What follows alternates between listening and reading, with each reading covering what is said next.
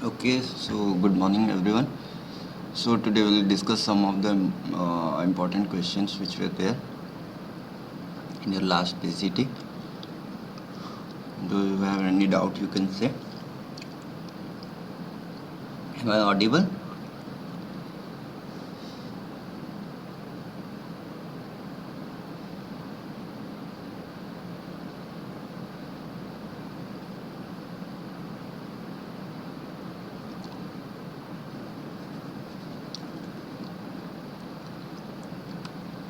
So we'll proceed.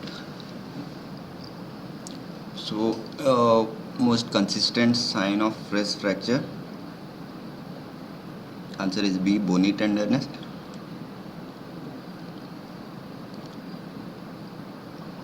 Anyone has doubt in this? Might be little tricky. Crepitus and abnormal mobility are the pathognomonic sign of fracture. But as question is asked, consistent sign, so bony tenderness will be the right answer. Sometimes in undisplaced fracture you may not find crepitus and abnormal mobility, but this bony tenderness you will almost find every time in a fracture.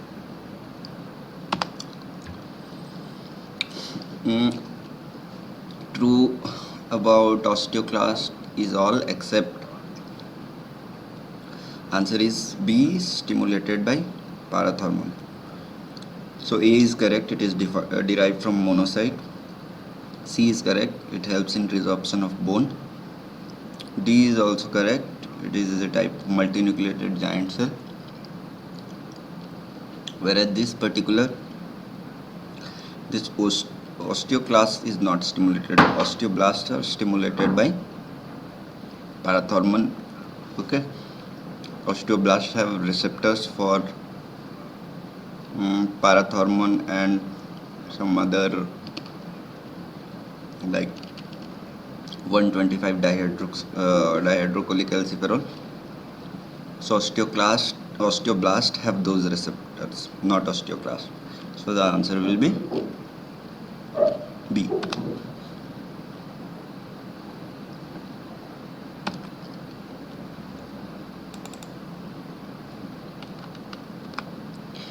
So which is not a test for rotator cuff injury?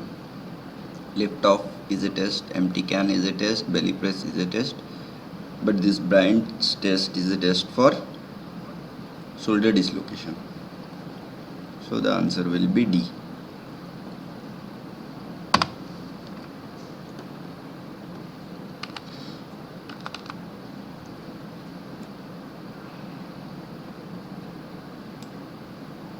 Now what is this question? A person is able to abduct his arm internally, rotate it, place the back of the hand on lumbosacral joint but not able to lift it from back. What is the etiology? So this particular test is lift off test.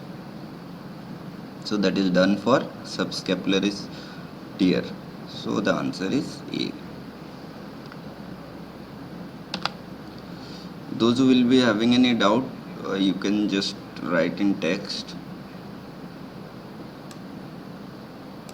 in any question, okay? Else we'll proceed further. So following anterior dislocation of shoulder, a patient develops weakness of flexion of elbow and lack of sensation over lateral aspect of forearm. So the nerve injured is musculocutaneous nerve. So some of you might be confused that most common nerve that is injured in anterior dislocation is axillary nerve. But here you can look at the second part of the question which says the patient develops weakness of flexion at elbow. So musculocutaneous nerve supplies biceps brachii, which also causes flexion at elbow, and lack of sensation over lateral aspect of forearm.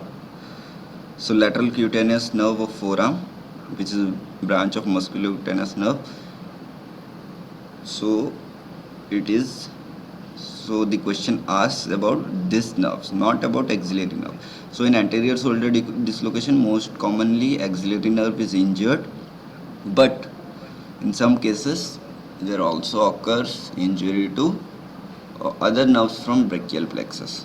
So this question particularly asks about this musculocutaneous nerve. You can be clear from the second part of the question. So the lesions associated with recurrent dislocation of shoulder include all except. So Hill-Sachs lesion is present there, Bankert's lesion is present there, capsular laxity happens. So this supraspinatus tear, it is not a feature of recurrent dislocation. Now coming to this question, a 6-year-old boy has history of recurrent dislocation of right shoulder. On examination, the orthopedician puts the patient in supine position and abducts his arm to 90 degree with bed as fulcrum and then externally rotates it, but the boy doesn't allow the test to be performed. Okay, test done by the orthopedician is this particular maneuver is called as apprehension test.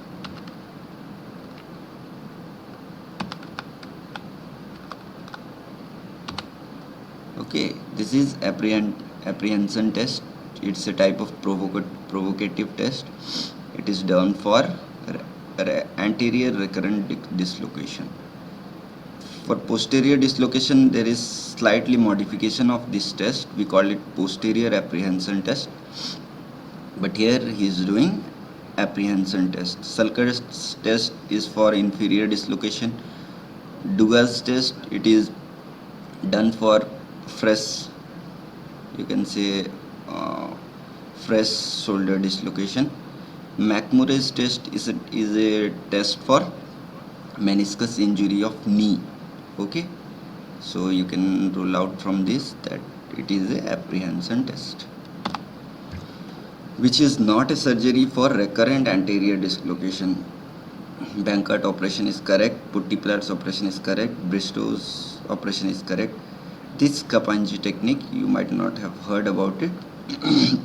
It is a technique sometimes we use to reduce distal end radius. We put 2 pins and we try to reduce to its original position. So this technique, Kappanji technique, it is used in some cases of distal end radius fracture.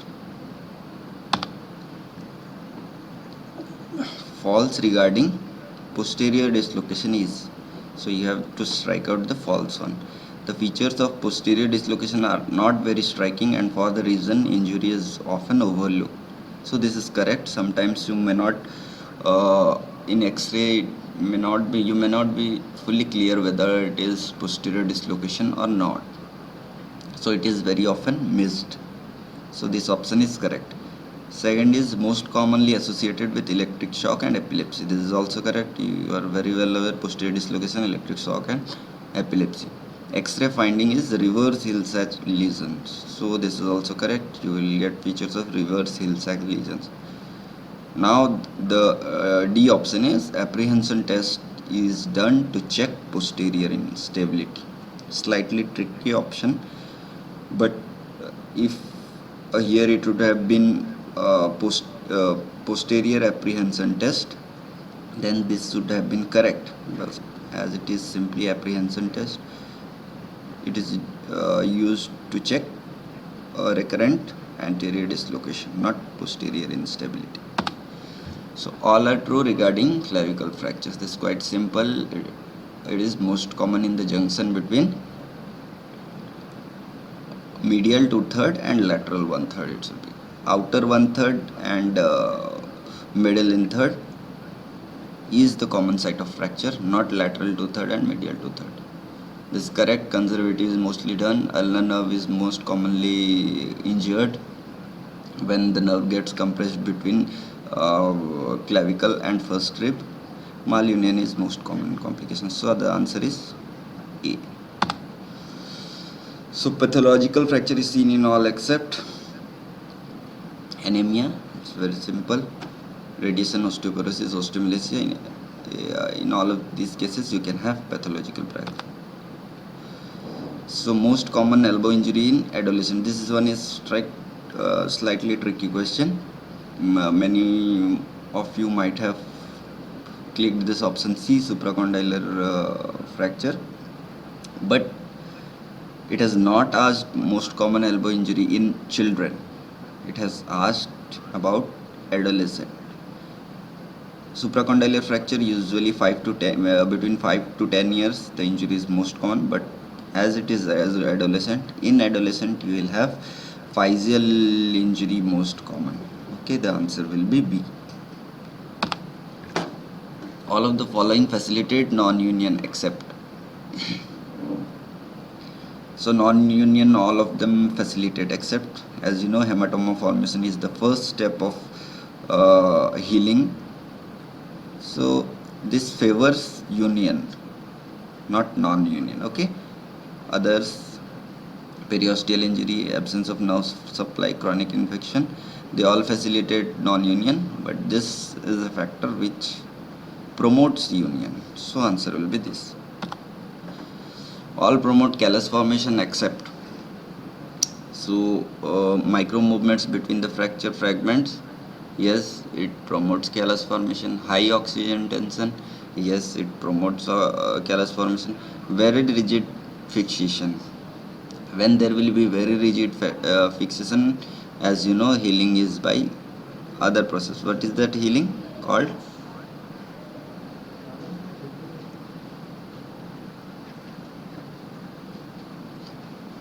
When there will be very rigid fixation, which type of healing occurs in that? Primary or secondary healing?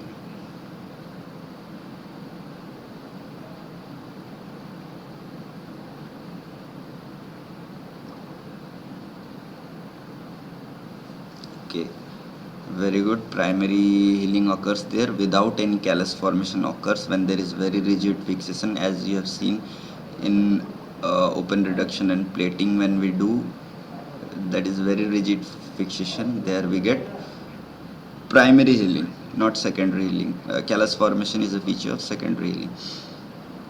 Appropriate or approximation of fragment is also correct. So following fractures are known for non-union except supracondylar humerus. You almost every time you have malunion, most of the time. Yes, scaphoid fracture is known for its non-union ability. Fracture lower end of tibia, as there are very less muscular attachments and vascular supply is not very well in lower end of tibia, so non-union often occurs in lower end of tibia. And fracture neck of femur, as you all know, it's a very common fracture. It almost always goes for non-union. So the answer will be supracondylar humerus fracture. So identify the correct sequence of stages of healing. So this is quite simple. First you have hematoma formation, second you have granulation tissue formation, third stage is stage of callus formation, fourth stage is stage of remodeling, fifth stage is stage of modeling. So in some old fractures, cartilaginous tissue forms over fractured bone ends with a cavity in between containing clear fluid. So this is pseudoarthrosis. A false joint is created. Pseudo means false, arthrosis means joint. If false joint is created, we call it pseudoarthrosis. False we say because there is no synovial lining there, so we call it a false joint, pseudoarthrosis. I had told you about different classification and few types of pseudoarthrosis. I had taught you in class. Okay, which of the following regarding Gustilo-Anderson is true? So you have to see which is true. First one, it is used for closed fracture. This is wrong, as because you know Gustilo-Anderson is the classification to classify open fractures.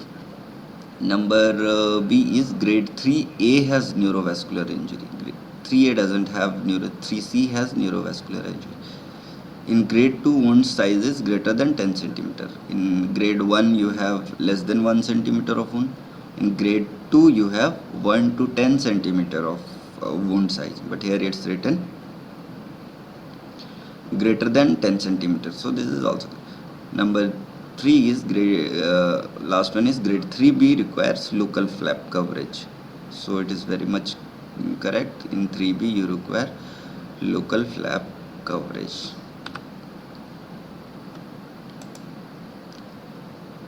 All are late complication of fracture except non-union reflex sympathetic dystrophy VIs. Gas gangrene is one of the early complication of fracture. So this is the answer. All are true regarding 3-point bony relationship of elbow except. So you have to strike out the false one. So it is formed by medial epicondyle, lateral epicondyle, olecranon, and it is correct.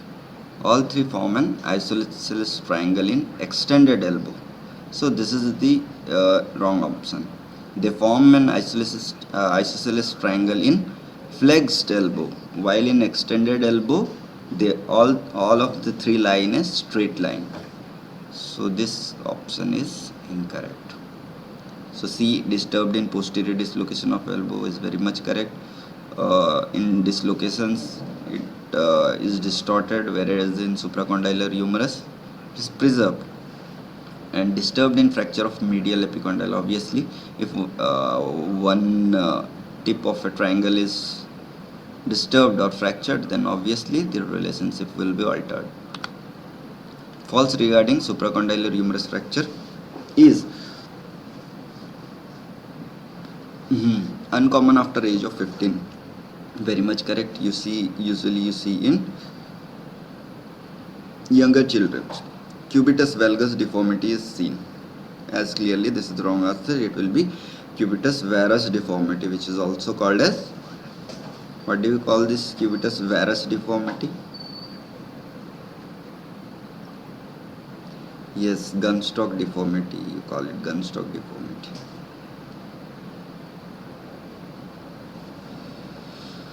So extension type is most common. This is also correct. Caused by fallen outstretched hand with hyperextension at elbow is correct.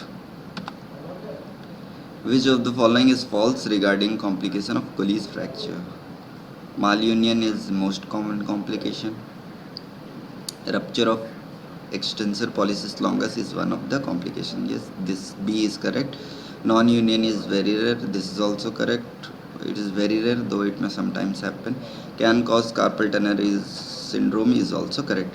So some of you might have thought that malunion is most common complication, but actually finger stiffness is the most common complication.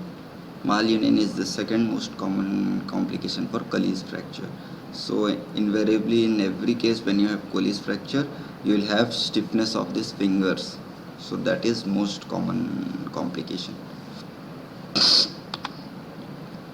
This X-ray, it's quite clear.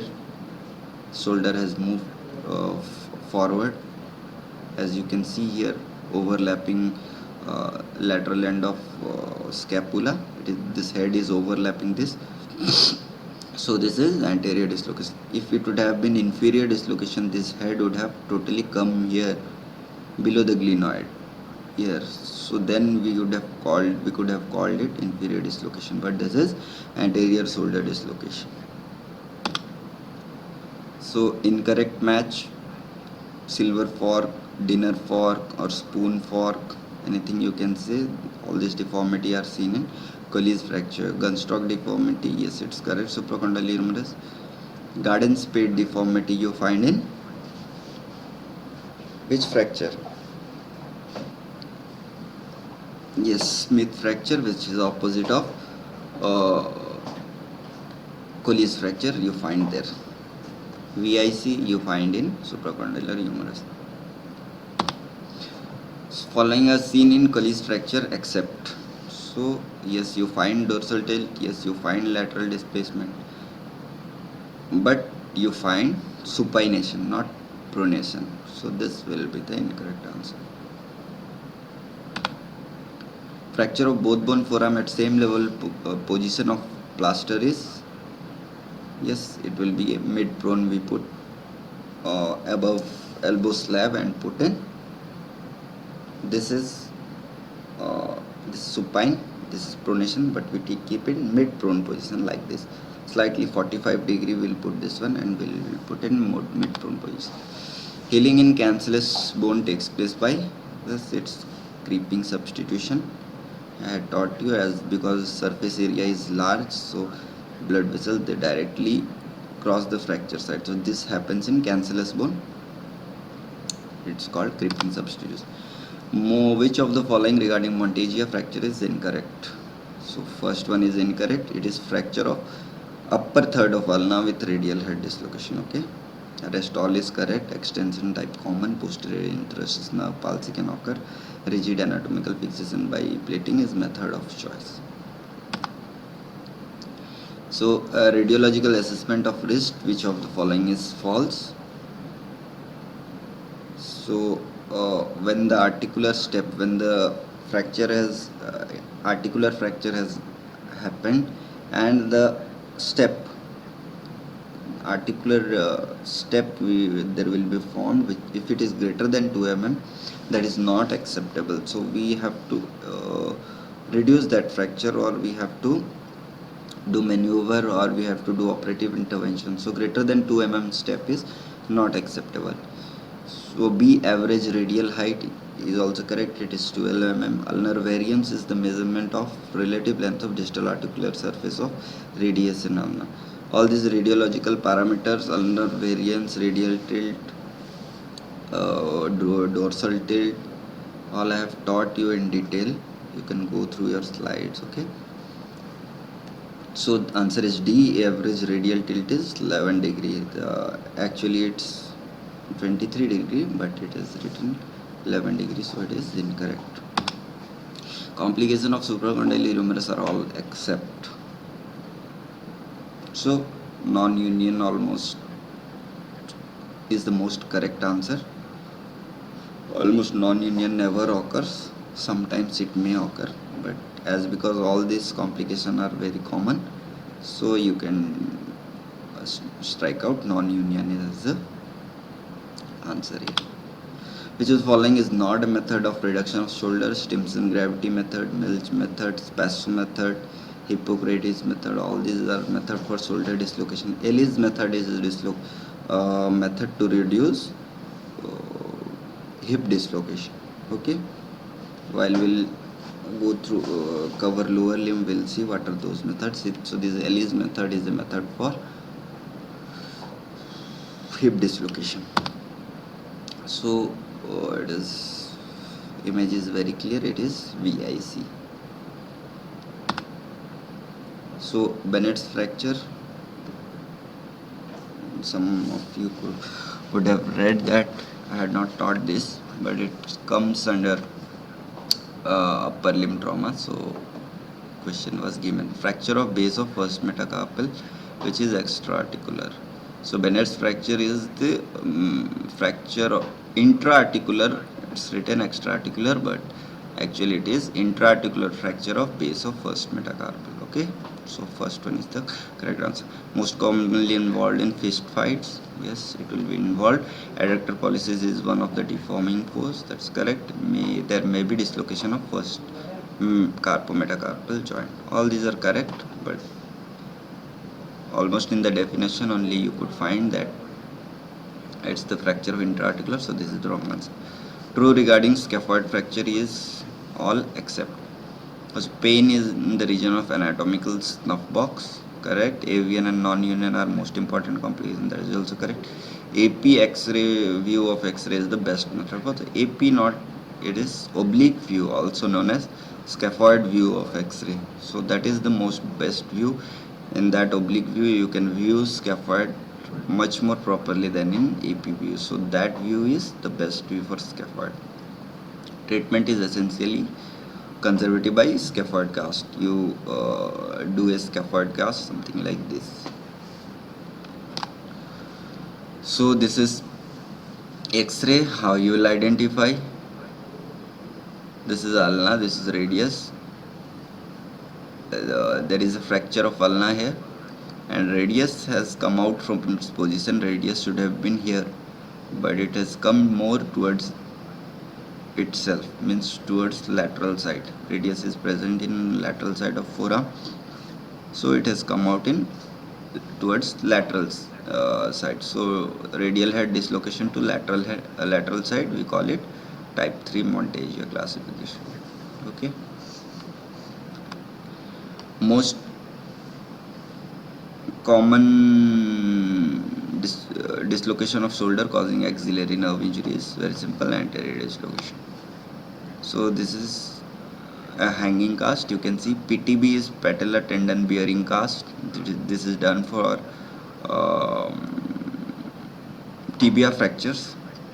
It is somewhere from knee to foot. Okay. Colles cast, scaphoid cast is used for scaphoid fracture. These two are below elbow cast. They are put below the elbow, but as this is above elbow cast, this is hanging U cast.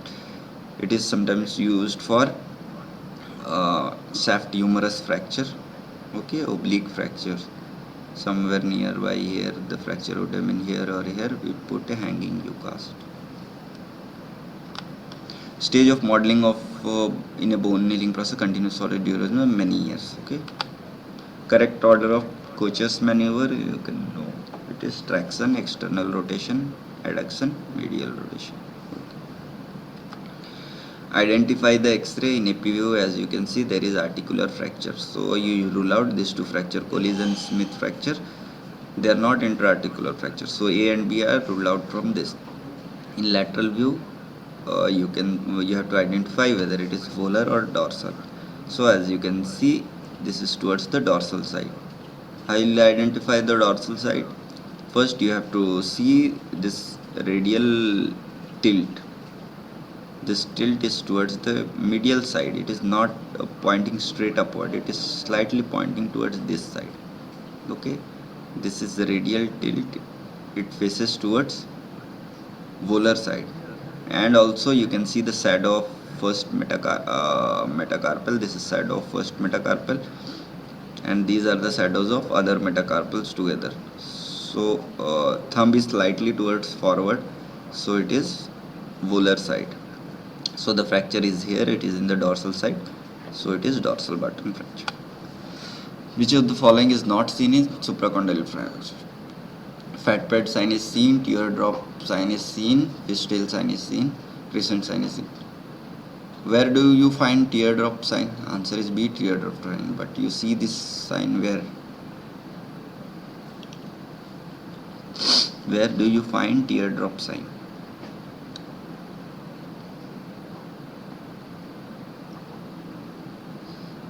Yes, it is normal elbow. You find teardrop sign. It is the shadow of condyles. Okay. Rounded, you will find it just like teardrop. You see it in normal elbow. So identify the type of fracture. This is very simple. Here the fracture has occurred. The posterior cortex is intact. Anterior cortex, it has been breached. So it is type 2. So the type of healing which likely to occur in this image is, as you all are well aware, when there is rigid fixation, you will have primary healing without any callus formation. So identify the sign. Here it is periosteal sign. You were not shown this type of a picture, but this is not lytic lesion. Lytic lesion somewhat you will find in tumors. This is not a pathological fracture. This is not a malunion. So by ruling out, you can say this is periosteal reaction. Which of the following regarding pathological fracture is incorrect? So these three are correct. Osteoporosis common cause, spine is commonest site. Conservative treatment has a very important role. This is false, because almost every pathological fracture is usually operated. Without operative intervention, this conservative treatment has no role. Okay. Which of the following is not a distal and radius fracture? Very clear. Jones fracture is the What is Jones fracture?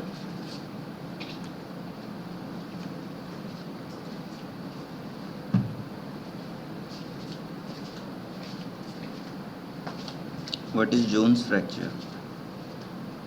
Okay, it is the fracture of base of fifth metatarsal.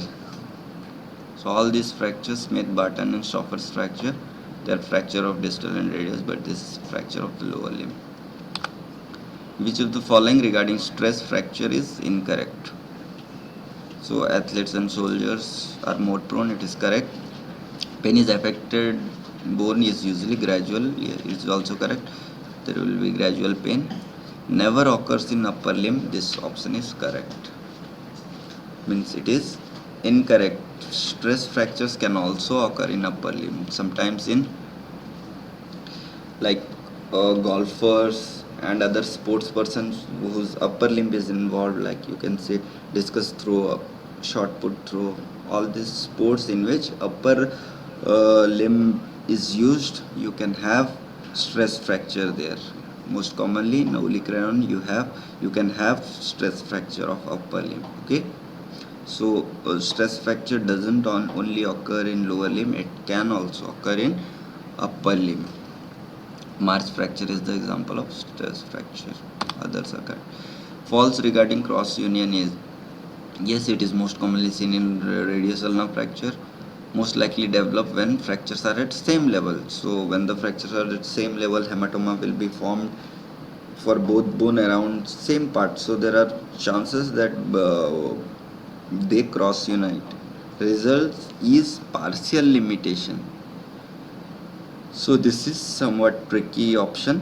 So when there will be cross union, when radius and ulna will be joined together, so this movement will not be possible. The at proximal and distal radioulnar joint, the rotation which occurs, it won't happen because both are joined now, so they can't roll over one another. So there will be complete limitation of forearm movement. The supination and pronation movements you can't do even slight of it. So this option is, it should be results in total limitation of forearm movements. So this option is correct. It is fracture imminent. First sign visible on X-ray usually seen in 3 to 4 weeks. March fracture classically involves which bone? Classically it involves second metatarsal, though it may also involve third metatarsal, but when we say classical it means second metatarsal. Fracture of distal third of humerus with associated neuropraxia of radial nerve is called, this is Holstein-Lewis fracture. Fracture of lower end of humerus with radial nerve injury. Okay, it's a very important fracture. We very often find this type of fracture in clinical practice. You will have humerus fracture, and when you examine for radial nerve, you will find that radial nerve injury has occurred. We call it Holstein-Lewis fracture. So this condition depicted here is heterotrophic ossification, or also you can say it is myositis ossificans. Okay, identify the X-ray. As you can see, there is atrophy of these fragments. The diameter has decreased from here to here. The diameter has decreased. So this is atrophic non-union. Which is following is correct regarding Hill-Sachs lesion?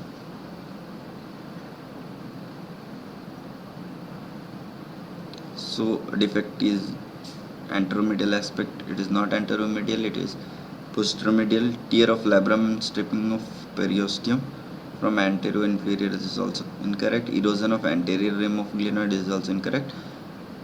It is a type of compression fracture of posterolateral articular surface of humeral head. So this option is correct. All have been twisted slightly except this. Which is the following is not a marker of bone formation? So all these three A, C and D are marker for bone formation. Urine hydroxyproline is a marker for bone resorption. Okay, so this is the incorrect answer. Identify the fracture. Yes, this is garden spade deformity. Posterior dislocation elbow, most prominent part. Obviously, it will be olecranon. It is pushed backward. It is dislocated from the elbow, so olecranon will be most prominent part. Sulcus sign is formed in inferior shoulder dislocation. Malunion is seen in all fractures except. Okay. Supracondylar humerus, trochanteric, Colles is all here. In all these three fractures, malunion is much more common, but in neck femur, non-union never occurs. Okay, means malunion never occurs. It is fracture which almost always goes for non-union without any operative intervention. So answer will be D. So that's all about your questions. Anyone having doubt in any of the question, you can ask. Next time we will have internal assessment. You will include the chapter on chronic osteomyelitis, acute and chronic, and same will have perhaps 60 questions, 1 hour duration. So anyone, any doubt regarding syllabus, regarding question, or regarding any topic, you can ask, or we can end the class here.